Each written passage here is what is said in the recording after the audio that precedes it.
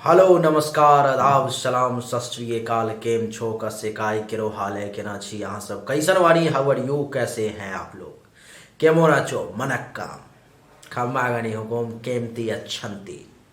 उम्मीद करता हूँ कि आप लोग बहुत अच्छे होंगे, स्वस्थ होंगे, दुरुस्त होंगे और आपका समय बहुत मज़े में बीत रहा होगा। मित्रों, आज के इस वीडियो में एक विशेष व्यक्ति के जन्म कुंडली के बारे में चर्चा करने वाले हैं। सबसे पहले तो इनसे माफ़ी चाहता हूँ कि इनका पैसा आज से 1 महीना पहले जमा हुआ, लेकिन स्वास्थ्य साथ नहीं दिया और बीच में डेंगू हो गया, जिसके कारण से बहुत विलम्ब हो गया। दूसरा कारण ये बना कि इनसे पहले जिसका फीस जमा था बहुत सारे लोगों का, उनका कुंडली निकालना पड़ा मुझे। बीच में से इनके 5-5 कुंडली के फीस जमा थे, तो 3 महीने इनको निकाल के दे दिए, 2 अब भी बचा हुआ था। तो 1 कुंडली आज इनको मैं दे रहा हूँ। प्रयास करूँगा कि बहुत जल्द दूसरा भी दे दूँ। थोड़ा सा विलम्ब हो रहा है, आप लोगों का प्यार इतना है, आप लोग मार्केट में इतना पसंद करते हो कि दूसरे एस्ट्रोलॉजर के पास जाना ही नहीं चाहते। तो ये मेरे लिए अच्छा ही है, बुरा नहीं है, बहुत अच्छा है। आप लोगों का प्यार है, सपोर्ट है।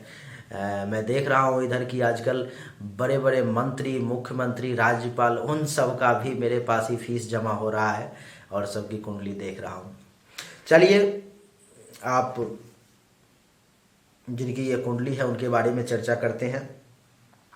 इनका जो लग्न है सर, ये तुला लग्न की कुंडली है और राशि इनकी वृश्चिक है।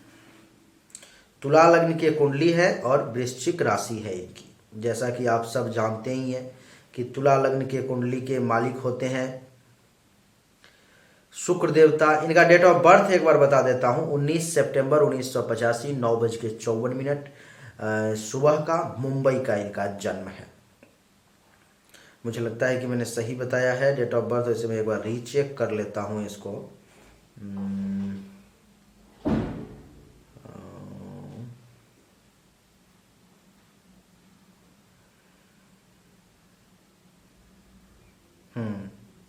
सुबह 9:54, ठीक है। अच्छा, तो आइए इनकी कुंडली के बारे में चर्चा करते हैं। क्या कैसे रहने वाला है, नहीं रहने वाला है जिंदगी। सबसे पहले तो आप एक पेन और कॉपी निकाल लें, क्योंकि मैं बड़ा बृहद फलादेश करने वाला हूं इनकी कुंडली की। आप निकाल लें और आपको मैं कुछ लिखवाना चाहता हूं। अभी 5-7 मिनट आप आंख बंद करके बिना कुछ सोचे समझे मैं जो लिखवा रहा हूं आप लिखते चले जाओ। फिर जो मैं फलादेश बताऊंगा समझ में आपको बेहतर तरीके से आएगा। आप लिखो, जन्म से लेकर के 13/8/1986 तक, यानी कि 13/8/1986 तक गुरु की महादशा रही। उसके बाद 13/8/1986 से लेकर के 13/8/2005 तक शनि की महादशा रही। 13/8/2005 से लेकर के 13/8/2022 तक बुध की महादशा है और 13/8/2022 से लेकर के 13/8/2029 तक केतु की महादशा रहेगी। 13/8/2029 से लेकर के 13/8/2049 तक शुक्र की महादशा रहेगी और 13/8/2049 से लेकर के 13/8/2055 तक सूर्य की महादशा और 13/8/2055 से 13/8/2065 तक चंद्रमा की महादशा रहेगी। पेज उलट दो, आप दूसरा पेज निकाल लो और लिखो 13/8/2005 से लेकर के 10 जनवरी 2008 तक बुध के महादशा में बुध की अंतर्दशा। फिर आगे लिखो आप 10 जनवरी 2008 से लेकर के 7 जनवरी 2009 तक बुध के महादशा में केतु की अंतर्दशा। फिर लिखो 7 जनवरी 2009 से लेकर के 7/11/2011 तक बुध के महादशा में शुक्र की अंतर्दशा और 7/11/2011 से लेकर के 13/9/2012 तक बुध के महादशा में सूर्य की अंतर्दशा और 13/9/2012 से लेकर के 13 फरवरी 2014 तक बुध के महादशा में चंद्रमा की अंतर्दशा। फिर लिखो 13 फरवरी 2014 से लेकर के 10 फरवरी 2015 तक बुध के महादशा में मंगल की अंतर्दशा। फिर लिखो 10 फरवरी 2015 से 29/8/2017 तक बुध के महादशा में राहु की अंतर्दशा और फिर लिखो 29/8/2017 से 4/12/2019 तक बुध के महादशा में गुरु की अंतर्दशा। 4/12/2019 से लेकर के 13/8/2022 तक बुध के महादशा में शनि की अंतर्दशा। पेज पलट दो आप और दूसरे पेज में लिखो, आज ही मैंने अपने लिए ये पुखराज धारण किया है, बड़ा ज़रूरत थी इसकी। आगे लिखो आप, मेरे हाथ में 3 अंगूठी आपको दिख रहे होंगे, एक तो पन्ना, एक नीलम, एक पुखराज। मैं इनको भी बता दूंगा जो किस रत्न की इनको ज़रूरत है धारण करने की। आज ही मैंने अपने लिए ये 25,000 का पुखराज मंगवाया है और धारण किया है। अच्छा, आगे आप दूसरे पेज में लिखो, फिर 13/8/2022 से लेकर के 10 जनवरी 2023 तक यानी कि 23 तक केतु के महादशा में, केतु की अंतर्दशा। फिर लिखो 10 जनवरी 2023 से लेकर के 10 मार्च 2024 तक केतु के महादशा में शुक्र की अंतर्दशा। फिर 10 मार्च 2024 से 16 जुलाई 2024 तक केतु के महादशा में सूर्य की अंतर्दशा। 16 जुलाई 2024 से लेकर के 16 फरवरी 2025 तक केतु के महादशा में चंद्रमा की अंतर्दशा। 16 फरवरी 2025 से लेकर के 13 जुलाई 2025 तक केतु के महादशा में मंगल की अंतर्दशा। फिर लिखो 13 जुलाई 2025 से लेकर के 1/8/2026 तक केतु के महादशा में राहु की अंतर्दशा, और 1/8/2026 से लेकर के 7/7/2027 तक केतु के महादशा में गुरु की अंतर्दशा, और 7/7/2027 से लेकर के 16/8/2028 तक केतु के महादशा में शनि की अंतर्दशा, और 16/8/2028 से लेकर के 13/8/2029 तक केतु के महादशा में बुध की अंतर्दशा। लिख लिया आपने, एक पेज और उल्टा, थोड़ा और आगे का अंदर तक डीपली लिखवा देता हूँ, ज़रूरत नहीं है। मैं एक बार में फलादेश शुरू करके कुंडली को ख़त्म कर सकता हूँ, लेकिन आपको मैं थोड़ा सा डीपली जानकारी दे देता हूँ क्योंकि इनके कुंडली में ज़्यादा विलम्ब हो गया, इसलिए थोड़ा सा डीप आपको जानकारी दे रहा हूँ। आप लिखो, पेज पलट देना, दूसरे पेज में लिखना 13/8/2029 से लेकर के 13/12/2032 तक शुक्र के महादशा में शुक्र की अंतर्दशा। फिर लिखो 13/12/2032 से 13/12/2033 तक शुक्र के महादशा में सूर्य की अंतर्दशा। 13/12/2033 से 13/8/2035 तक शुक्र के महादशा में चंद्रमा की अंतर्दशा। 13/8/2035 से 13/10/2036 तक शुक्र के महादशा में मंगल की अंतर्दशा। 13/10/2036 से लेकर के 13/10/2039 तक शुक्र के महादशा में राहु की अंतर्दशा। 13/10/2039 से लेकर के 13/6/2042 तक शुक्र के महादशा में गुरु की अंतर्दशा। 13/6/2042 से लेकर के 13/8/2045 तक शुक्र के महादशा में शनि की अंतर्दशा, और 13/8/2045 से लेकर के 13/6/2048 तक शुक्र के महादशा में बुध की अंतर्दशा, और 13/6/2048 से लेकर के 13/8/2049 तक शुक्र के महादशा में केतु की अंतर्दशा रहेगी। एक बार लंबे समय तक आने वाले 30 साल को थोड़ा और तोड़ के अलग अलग करके लिखवा दिया। और भी ज़्यादा डीपली अगर बनवाना चाहोगे कुंडली तो और ज़्यादा डीपली भी बन जाएगा फिर, लेकिन उसमें पैसा ज़्यादा लगेगा, समय ज़्यादा लगेगा, फिर मुझे भी बहुत परेशानी ज़्यादा हो जाएगी। चलो इतना पर में ही अब मैं फलादेश से स्टार्ट करता हूँ। महादशा तो मैंने आपको आगे तक का लिखा दिया है, बहुत आगे तक का। तो अब जो मैं ग्रह का फलादेश प्रारंभ करूंगा, जिस भी ग्रह की महादशा और अंतरदशा जब आएगी तो अब जो मैं प्रत्येक ग्रह का एक बाय एक करके फलादेश करने जा रहा हूं वो सब लागू होगा आपके ऊपर में। डिग्री वाइज अगर महादशा का ग्रह मजबूत है और अंतरदशा का ग्रह कमजोर है तो महादशा वाला हावी हो जाएगा। डिग्री वाइज अगर अंतरदशा का ग्रह मजबूत है, महादशा का कमजोर है तो अंतरदशा वाला हावी हो जाएगा, वही फल मिलेगा। आइए अब मैं फलादेश शुरू करता हूं। तुला लग्न की कुंडली है, लग्न में ही मस्तक पर में केतु विराजमान है, दूसरे भाव में धन के घर में शनि और चंद्रमा है, चतुर्थ भाव में जैसा कि आप देख रहे होंगे सामने आपको दिखाई दे रहा होगा कि मकर राशि में गुरु विराजमान है, और सप्तम भाव में राहु है, और एकादश भाव में जहां 5 लिखा हुआ है बुध, अष्टका, मंगल और शुक्र भी विराजमान है। उसके बाद सूर्य जो है सो कन्या राशि में छठे भाव, ये कन्या राशि में द्वादश भाव में विराजमान है। इन सब का क्या मतलब हुआ आइए चर्चा करते हैं। सबसे पहले मैं सूर्य से ही फलादेश से स्टार्ट करता हूँ। सूर्य इस कुंडली में कन्या राशि में 12वें घर में विराजमान है। इसका अर्थ ये है कि लाभ को उठा करके 12वें भाव में विदेश में डाल दिया। ज़्यादा लाभ कब होगा? जब आप विदेश में जाएंगी तब विदेश से विशेष धन लाभ का आपके कुंडली में योग हो गया। फायदा में फायदा सूर्य के द्वादश भाव में बैठने का सिर्फ एक ही है। अगर आप विदेश चले जाते हो सूर्य के समय में तो आपके लिए बहुत अच्छा रहेगा, बहुत पैसा कमाओगे, बहुत बढ़िया रहेगा। डिग्री वाइज सूर्य 2 डिग्री पर में बैठा हुआ है।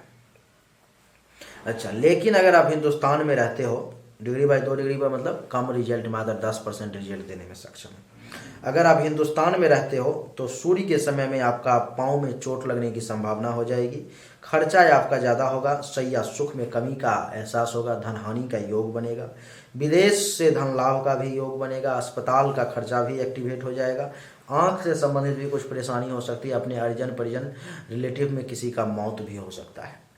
सूर्य की दृष्टि यहाँ से छठे भाव पर में, जिसके कारण से सूर्य के समय में दुश्मन बड़ा परेशान करेगा, चिंता में रहोगे, रोग भी परेशान करेगा, कर्ज वगैरह भी हो सकती है, केस मुकदमा का भी योग बन जाएगा, पेट से संबंधित परेशानी भी हो सकती है, और आपके ऊपर में कलंक भी लगाया जाएगा, और शोक और दुख की भी आपको प्राप्ति होगी, क्योंकि आपका सूर्य द्वादश भाव में 12वें घर में बैठा हुआ है।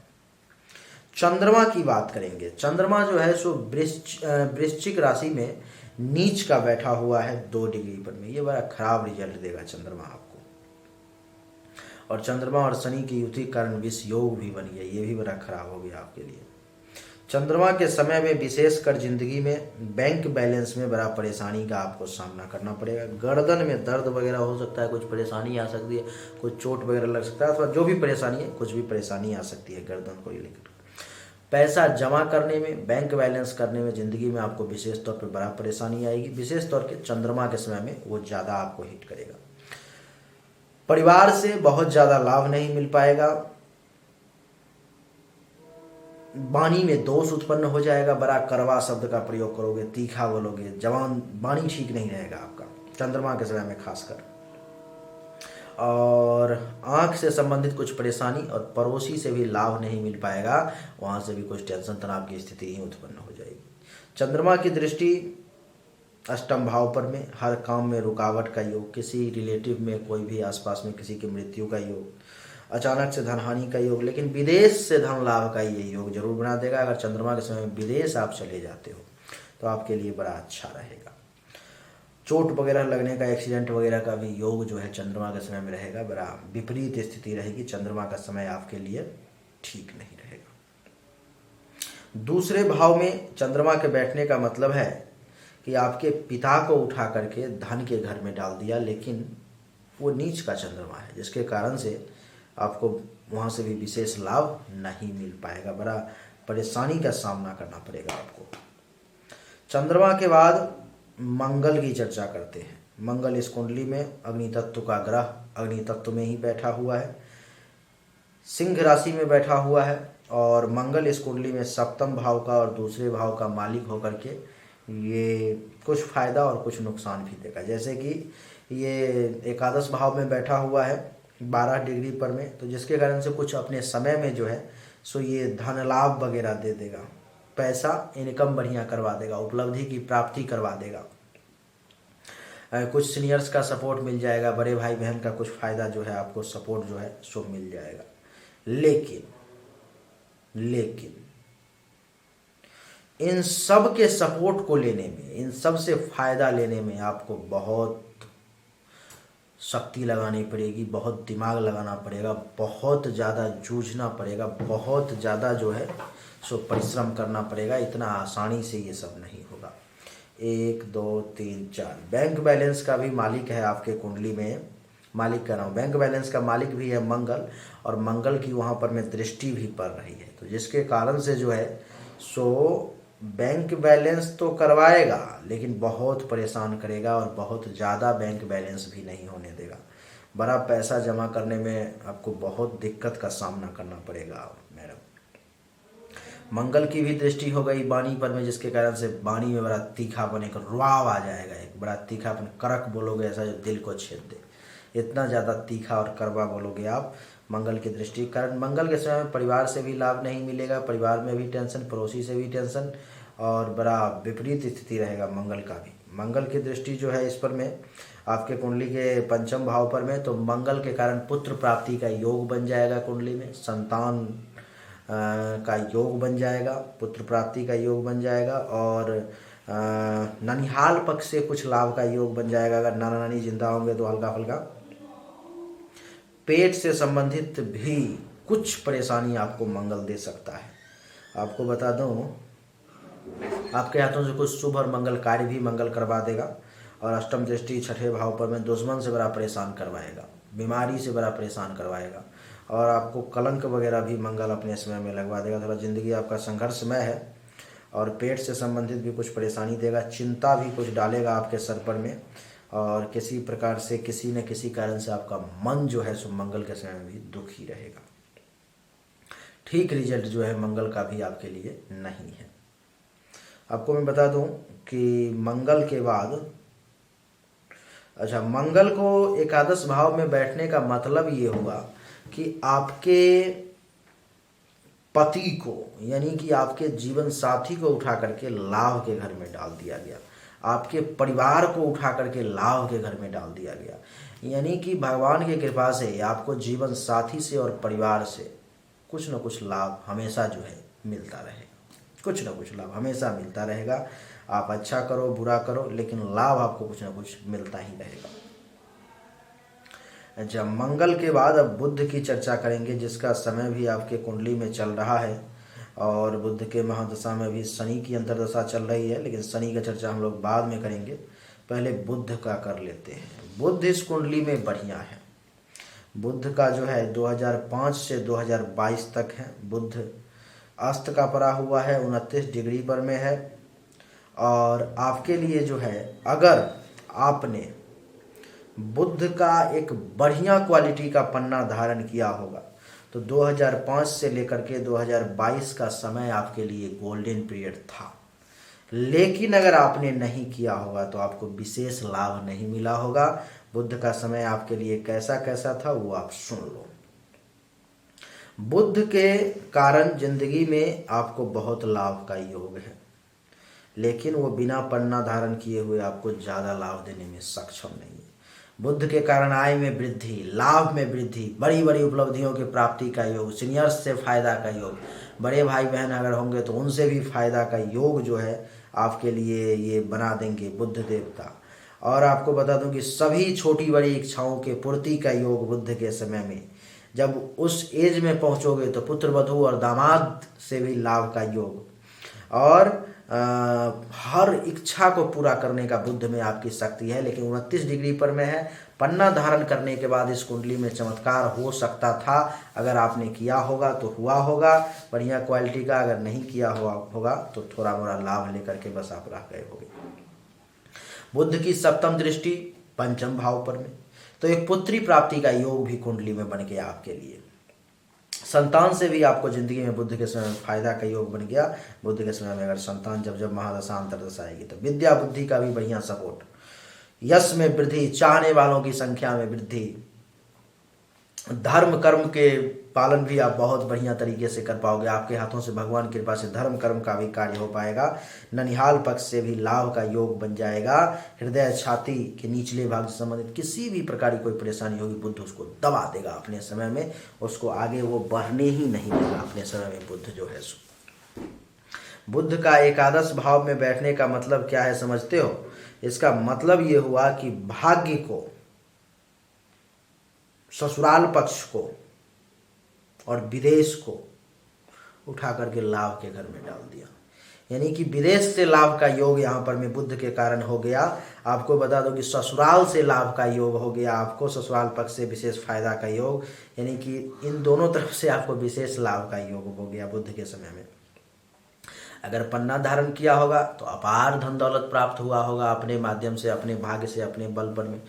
नहीं धारण किया होगा तो मिला जुला करके ठीक ठाक में समय बस निकल गया, बात खत्म, और कुछ ज़्यादा हासिल नहीं हो पाया। बुध के बाद हम बात करेंगे बृहस्पति की। बृहस्पति देव इस कुंडली में एक तो मारक हैं और दूसरे नीच के बैठे हुए हैं, तीसरे डिग्री वाइज भी बड़ा मजबूत हैं। बृहस्पति देवता बहुत ज़्यादा परेशानी का ये योग बन गया। वैसे बृहस्पति के समय में क्या क्या परेशानी होगा मैं बता देता हूं आपको। चतुर्थ भाव में मकर राशि में बृहस्पति नीच के हैं, जिसके कारण से छाती से संबंधित परेशानी, हृदय से संबंधित परेशानी, फेफड़ा से संबंधित परेशानी देने का जो है योग बना देते हैं बृहस्पति देवता अपने समय में। जब जब महादशा अंतर्दशा आएगी तब सुख में कमी का योग, माता के लिए बहुत बुरा समय, हेल्थ वाइज इशू, सासू माँ के लिए भी खराब समय, मकान बनाने में परेशानी, जमीन खरीदने में परेशानी, अचल संपत्ति बनाने में परेशानी, गाड़ी वगैरह लेने में परेशानी का योग, और अचानक से धनहानि भी करवा देंगे। और जमीन, मकान, भूमि, भवन, गाड़ी, इन सब के मामले में आपको लेने का तो मन करेगा, लेकिन उन सब में लेने के मन में फंसा करके आपको परेशानी में वो डाल देंगे। यही उनका यहाँ पर में बनेगा। 1 2 3 4 5 पंचम दृष्टि अष्टम भाव पर में, तो अगर विदेश जाओगे तो विदेश से धन लाभ का बढ़िया योग बन जाएगा, नहीं तो बृहस्पति के समय में एक्सीडेंट वगैरह करने का भी योग बन जाएगा और बड़ा विपरीत समय रहेगा। काम सब भी रुकता रहेगा, काम सब भी सही तरीके से नहीं हो पाएगा। सप्तम दृष्टि आपके कुंडली के दसम भाव पर में, तो पिता को भी हेल्थ वाइज परेशानी का सामना करना पड़ेगा, पिता का भी काम धंधा बहुत अच्छा नहीं चलेगा, गवर्नमेंट से भी लाभ कम मिल पाएगा इस समय में, और आपका पद प्रतिष्ठा, मान सम्मान, इज्जत प्रतिष्ठा में कमी का एहसास होगा। और नवम दृष्टि विदेश के घर पर में, द्वादश भाव पर में, तो 12वें घर से जो है सो विदेश से धन लाभ का योग बन जाएगा। अगर विदेश जाओगे तो नहीं जाओगे तो खर्चा ज़्यादा होगा, धनहानि का योग बनेगा, अस्पताल का खर्चा भी होगा, और पैसा किसी को दोगे तो वो फंस जाएगा, फिर निकालना भी बड़ा मुश्किल हो जाएगा, पाँव में भी चोट लगने के योग बन जाएंगे। तो बृहस्पति का समय भी आपके लिए बहुत अच्छा नहीं है। जिंदगी में कभी बृहस्पति का पीला पुखराज मत धारण कर लेना, नहीं तो बर्बाद कर देगा। बृहस्पति के बाद शुक्र की चर्चा करेंगे। शुक्र इस कुंडली में लग्नेश है, और लग्नेश को उठा करके लाभ के घर में डाल दिया, ये तो बड़ा अच्छा हुआ। यानी कि आपको खुद को उठा करके भी लाभ के घर में डाल दिया, यानी कि जिंदगी में आपको खुद से खुद को ही लाभ मिलता रहेगा, अथवा आप को भी बहुत लोगों से लाभ लेने का योग है, और आप से भी बहुत लोगों को लाभ लेने का योग है, क्योंकि आप खुद लाभ के घर में हो। इसलिए अगर जिंदगी में आप बढ़िया क्वालिटी का व्हाइट पुखराज अथवा ओवल फायर धारण कर लो, तो जिंदगी में बहुत लाभ आप अपने आप से लोगों को दे सकते हो और खुद भी ले सकते हो। शुक्र के समय में क्या क्या होगा जरा सुनने की कोशिश करो। सबसे पहले शुक्र के कारण तो एक पुत्री प्राप्ति का आपके कुंडली में योग बन गया। शुक्र के समय में आपकी आय में वृद्धि हो जाएगी, धन लाभ होना शुरू हो जाएगा, पैसा बहुत आएगा, मनोकामनाओं की पूर्ति होगी, सभी इच्छाओं की पूर्ति होगी, क्योंकि ये फुलफिलमेंट ऑफ डिजायर का भी हाउस है। बड़े भाई बहन अगर कोई होंगे तो वहाँ से भी सपोर्ट मिलेगा, सीनियर्स से भी फायदा मिलेगा, और जब बुढ़ापा जब आएगा तो पुत्र वधू और दामाद से भी सुख जो है आपको वो मिलेगा। शुक्र की दृष्टि पंचम भाव पर में, पुत्री प्राप्ति का योग, संतान से लाभ का योग, विद्या बुद्धि का बढ़िया योग, यश में वृद्धि का योग, चाहने वालों की संख्या में वृद्धि का योग, धर्म और मंगल कार्य करने का योग। आपको मैं बता दूं कि ननिहाल पक्ष से भी अगर नाना नानी जिंदा होंगे और शुक्र की महादशा अंतरदशा आएगी और कोशिश करोगे तो वहां से भी फायदा मिलेगा। छाती अथवा हृदय के निचले भाग से संबंधित कुछ भी परेशानी होगी, शुक्र के समय वो परेशानी दबा दिया जाएगा, वो आपका कुछ नहीं बिगाड़ पाएगा।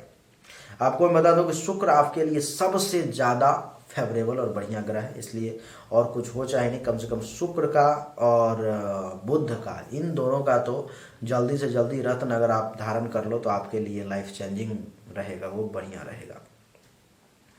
शुक्र जो है आपके कुंडली में विदेश का भी मालिक है और आपका खुद का भी मालिक है। शुक्र के कारण भी विदेश से लाभ का योग बन गया। हर तरफ से आपका इशारा विदेश से हो रहा है। आप विदेश जा सकते हो कि नहीं, जाओगे कि नहीं, आप देख लो, जाने का आपका प्लानिंग है कि नहीं। अगर जाओगे तो बढ़िया लाभ निश्चित रूप से विदेश से लेकर के आओगे, आप ये समझ लो। शुक्र के बाद शनि की चर्चा करते हैं। शनि इस कुंडली में दूसरे भाव में वृश्चिक राशि में बैठे हुए हैं और शनि की डिग्री है 2। डिग्री वाइज शनि भी कमजोर है, लेकिन शनि का समय भी आपके लिए फेवरेबल है। शनि के समय में बैंक बैलेंस बढ़िया हो पाएगा, पैसा बढ़िया जमा कर पाओगे आप, परिवार से भी लाभ लेने का योग बन जाएगा। और आपको बता दूं कि वाणी लेकिन थोड़ी सी तीखी आपकी हो जाएगी, और खाना भी बढ़िया बढ़िया मिलेगा, और पड़ोसी से भी लाभ का योग बन जाएगा। धन धान्य संपत्ति प्राप्ति का प्रबल योग बन जाएगा। शनि के समय में अगर नीलम धारण कर लोगे तो कमाल हो जाएगा। 1 2 3 शनि की दृष्टि चौथे भाव पर में, तो सुख में वृद्धि का योग, माता से फायदे का योग, सासू माँ से फायदे का योग, मकान बनाने का योग शनि के समय में, गाड़ी लेने का योग, जमीन खरीदने का योग, और अनएक्सपेक्टेड धन का योग आपको बन जाएगा। और हर मामले में शनि बढ़िया रिजल्ट है। शनि की सप्तम दृष्टि अष्टम भाव पर में, अचानक से धन लाभ का योग, विदेश से धन लाभ का योग, आकस्मिक धन लाभ का योग बहुत अच्छा रहेगा। 7, 8, 9। शनि की दशम दृष्टि आपके एकादश भाव पर में। बहुत बढ़िया है।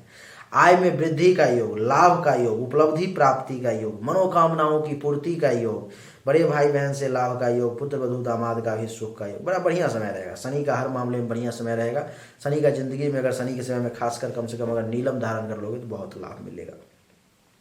शनि के बाद राहु केतु की चर्चा कर लेते हैं। राहु जो है इस कुंडली में वो बैठे हुए हैं आपके सप्तम भाव में। मैरिड लाइफ को राहु खराब करेगा। राहु की जब महादशा अंतरदशा आएगी आपको बड़ा परेशान कर देगा। प्राइवेट पार्ट से संबंधित परेशानी, मैरिड लाइफ को खराब करना, दैनिक व्यवसाय रोजगार को खराब करना और दुश्मन से परेशान करवाना, लाभ में कमी, उपलब्धि की प्राप्ति में कमी, मनोकामनाओं की पूर्ति में कमी, बड़े भाई बहन सीनियर्स का सपोर्ट ना मिलना, पति पत्नी को जो लड़ाई झगड़ा, टेंशन, तनाव, मस्तक पर में दृष्टि तो मेंटली तौर पे डिस्टर्ब कर देना, भ्रमित कर देना। और 8, 9 मेहनत, फालतू का भाग दौड़ बहुत ज़्यादा करवाना और छोटे भाई बहन जूनियर्स के साथ भी रिलेशन को खराब करना राहु का काम है आपके कुंडली में। केतु जो है आपके मस्तक पर में बैठा हुआ है तो केतु आपको बहुत ज़्यादा डैमेज नहीं करेगा, लेकिन मस्तक पर में है इसलिए मेंटली तौर पर में आपको बड़ा डिस्टर्ब करेगा केतु। मानसिक रूप से अशांत करेगा लेकिन शरीर में ऊर्जा का एहसास होगा। और केतु के कारण पुत्री प्राप्ति का भी योग बन गया और संतान में कुछ बाधा भी देगा केतु। पेट से संबंधित केतु के समय परेशानी भी आएगी। और 5, 6, 7 मैरिड लाइफ को भी थोड़ा सा परेशानी में डालेगा।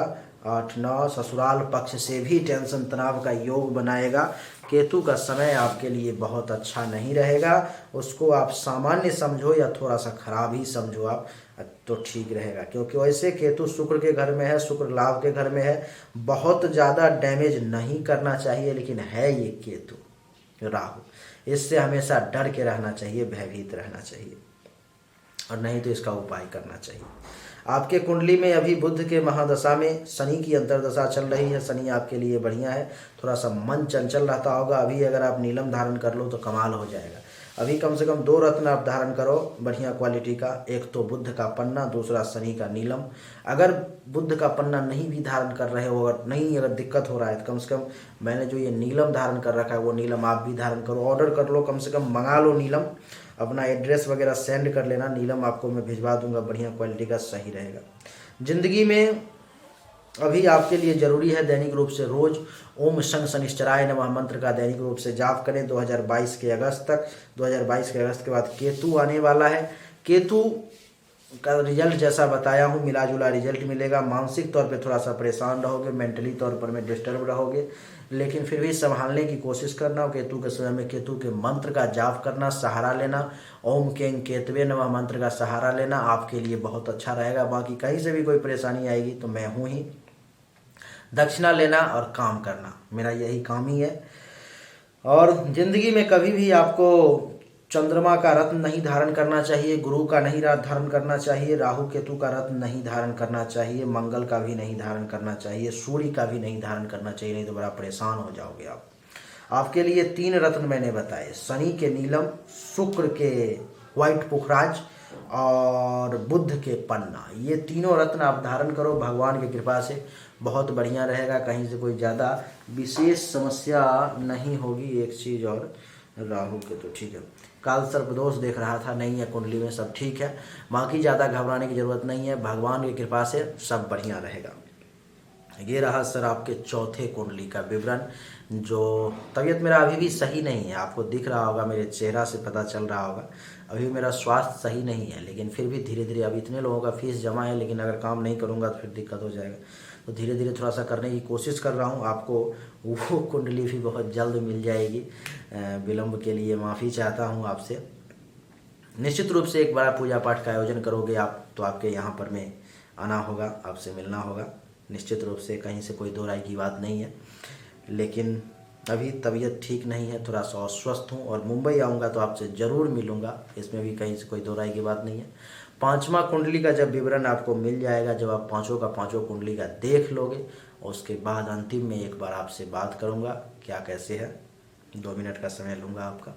चलिए, उम्मीद करता हूँ कि आपको हमारा वीडियो पसंद आया होगा। अगर पसंद आया तो इस वीडियो को लाइक करें, शेयर करें, चैनल को सब्सक्राइब करके इसके बेल आइकन के बटन को दबा दें। एक बार फिर से आप सभी का बहुत बहुत धन्यवाद। Thank you so much. जय हिंद, वंदे मातरम, बोलिए राधे राधे।